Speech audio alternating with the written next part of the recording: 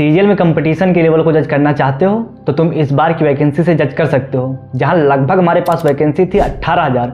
तो उस वैकेंसी पर फॉर्म भरने वाले लोग थे लगभग 36 लाख। तो उसमें से मेंस का मौका पाने वाले थे लगभग 1,65,000। और इस 18,000 वैकेंसी पर फाइट करने वाले लगभग 24 से 25,000 लोग तो वही हैं जो ऑलरेडी सेलेक्टेड हैं, वो भी सीजीएल के थ्रू। तो तुम कंपटीशन के लेवल को देख सकते हो कि कंपटीशन किस लेवल पर है। और वहीं तुम सोच रहे हो कि हल्की फुल्की प्रैक्टिस करके सीजीएल में फर्स्ट अटेम्प्ट में ही सिलेक्शन ले लोगे। तो जितना जल्दी हो सके इस भ्रम से बाहर आ जाओ तो तुम्हारे लिए उतना बेटर होगा। बाकी अभी से अपनी गलतियों को एनालिसिस करते हुए देखते हुए चलो कि कौन सी गलतियां हैं जो तुम कर रहे हो।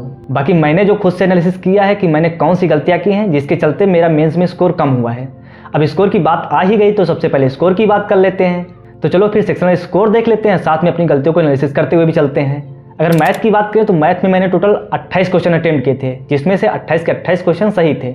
और मैंने जो 2 क्वेश्चन छोड़े हैं उनमें से एक क्वेश्चन प्रोबेबिलिटी का था और वहीं दूसरा क्वेश्चन जिसमें मीडियन पूछ रखे थे। और मेरी यही सबसे बड़ी गलती थी कि मैंने इन दोनों टॉपिक को डेप्थ में नहीं पढ़ा था, जिसके चलते जो दोनों क्वेश्चन पूछे गए वो मेरे पढ़े हुए नहीं थे। बाकी मैथ की प्रैक्टिस के लिए आप कोई बुक लेना चाहते हैं तो आप किरण पब्लिकेशन की बुक ले सकते हो, जहाँ पर आपको सारे प्रीवियस ईयर के क्वेश्चन देखने को मिल जाएंगे। और साथ ही साथ इन लोगों ने स्क्रैच कैच भी प्रोवाइड कर रखा है, जिसको स्कैन करके आप ऑनलाइन फॉर्मेट पे भी मॉक टेस्ट प्राप्त कर सकते हो, जहां से आप ऑनलाइन प्रैक्टिस भी कर सकते हो। तो चलो फिर देखते हैं कि रीजनिंग का क्या सीन है। रीजनिंग में मैंने टोटल 30 क्वेश्चन अटेम्प्ट किए थे, जिसमें से 3 क्वेश्चन मैंने गलत किए हैं। और ये 3 क्वेश्चन आप गांजा फूकने के बाद भी गलत नहीं कर सकते हो, इसीलिए मुझे सबसे ज़्यादा अफसोस है। क्योंकि इसके पहले जो रीजनिंग मेरा सीजीएल और सीएचएसएल दोनों की प्री में स्कोर रहा है वो रहा है 50 आउट ऑफ 50 का। और रीजनिंग में मैंने जो सबसे बड़ी गलती की वो ये थी कि मैंने जल्दबाजी के चक्कर में क्वेश्चन को सही से पढ़ा नहीं, जिसके चलते क्वेश्चन गलत हो गए। और दूसरी सबसे बड़ी गलती ये थी कि मेरे पास फर्स्ट सेक्शन में 10 से 12 मिनट बचने के बाद भी मैंने अगेन रीजनिंग क्वेश्चन नहीं देखे। और इंग्लिश की बात करें तो इंग्लिश में मैंने टोटल 44 क्वेश्चन अटेम्प्ट किए थे, जिसमें से मैंने 9 क्वेश्चन गलत कर दिए। और 9 क्वेश्चन गलत होने का मतलब कि ऑलरेडी आप सिलेक्शन की रेस से बाहर हो जाओगे। और मुझे ऐसा लगता है कि इंग्लिश में मेरी प्रैक्टिस की कमी थी, मैंने कोई एक सोर्स को फॉलो नहीं किया, मल्टीपल सोर्स फॉलो किए, जिसके चलते यहाँ पर मैं मैथ और रीजनिंग की तरह खुद से प्रैक्टिस नहीं कर पाया। और यही मेरी सबसे बड़ी गलती थी। और इस बार मुझे इंग्लिश पर विशेष करके ज़्यादा फोकस करना है, और इसके साथ ही साथ मुझे जीएस पर भी फोकस करना है। हालांकि जीएस में मेरी चीज़ें पढ़ी तो हैं, बट वही है कि डेप्थ नॉलेज की कमी है। और जीएस के लिए मैंने परमार सर को फॉलो किया था। हालांकि मेरे ही प्रैक्टिस और रिवीजन में कमी रही होगी, क्योंकि परमार सर के पढ़े काफ़ी लोगों ने 50+ भी स्कोर किया है। और जीएस में मैंने जो सबसे बड़ी एग्जाम में गलती की वो रिस्क ना लेने की, और यही गलती मुझ पर भारी पड़ी।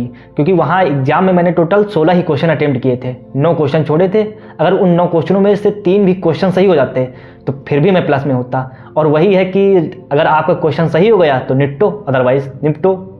और सबसे ज़्यादा जो मुझे डिसअपॉइंट किया वो था कंप्यूटर। हालांकि यहाँ मॉक टेस्ट में मेरा जो स्कोर चलता था वो 30 से 50 के बीच में रहता था, इस वजह से मुझे कंप्यूटर को लेकर टेंशन नहीं थी। और यही मेरा ओवर कॉन्फिडेंस मुझ पर भारी पड़ गया। और यहाँ से ये भी सीखने को मिलता है कि कभी भी किसी चीज़ को लेकर के ओवर कॉन्फिडेंस नहीं होना है। और ओवरऑल स्कोर की बात करें तो एडिटर साहब दिखाओ स्कोर सबको। मेंस से मैंने यही अच्छे और बुरे पॉइंट सीखे हैं। बाकी उम्मीद है कि आपने भी इस वीडियो से बहुत कुछ सीखा होगा कि कौन सी गलतियां हैं जो आपको नहीं करनी है। बाकी फिर से कह रहा हूं कि अभी से अच्छी तैयारी करो और खुद को मेंस के लिए प्रिपेयर करो, क्योंकि प्री के बाद मेंस की तैयारी नहीं होती है, वहां होती है तो सिर्फ और सिर्फ प्रैक्टिस।